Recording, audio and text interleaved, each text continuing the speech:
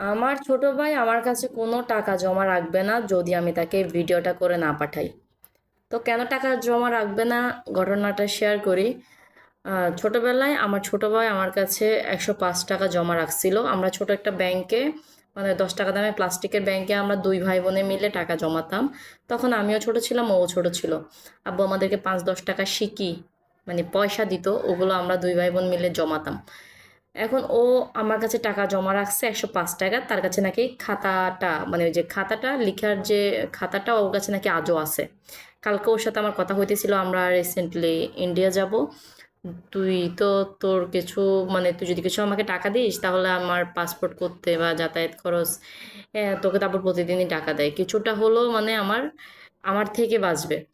তুই কিছু টাকা জমা, কিছু কিছু টাকা জমাইয়ে ওইগুলো আমার বিকাশে পাঠাই দিবি। আর আমরা যখন ট্যুরে যাব তখন এগুলো ভাঙবো। তো এখন ও আমাকে বলতেছে আপনি আগে আমার ওই 105 টাকা দেন। তা আমি বললাম যে 105 টাকা তো খেয়ে ফেলছি, বা কী করছি নিজেও এখন মনে নাই। আচ্ছা, 5-7 বছর আগের কথা তুই বলতেছিস এখন। তো বলতেছে না, তাহলে আপনি একটা ভিডিও বানায় পাঠান, তাহলে আমি আপনার বিশ্বাস করব। কারণ আপনার এমনি বিশ্বাস করা যায় না, যদি টাকা পাঠাইছি আপনি যদি আবার টাকা খাই ফেলেন। এখন ওর বিশ্বাস করানোর জন্য হইলো আমার এই ভিডিওটা বানাতে হচ্ছে। আমি এই মাথা ছুঁয়ে বলছি আমি তোর কোনো টাকা খাবো না। তুই এখন থেকে আমার কাছে টাকা জমাইতে পারোস, আর আমি যদি কোনো টাকা খাই আমার মানে তোর এই টাকাগুলো পাবলিকে দিয়ে দিবে। আমি পাবলিক থেকে ধার করে তুলে আমি তোর টাকা দিয়ে দিব, প্রমিস।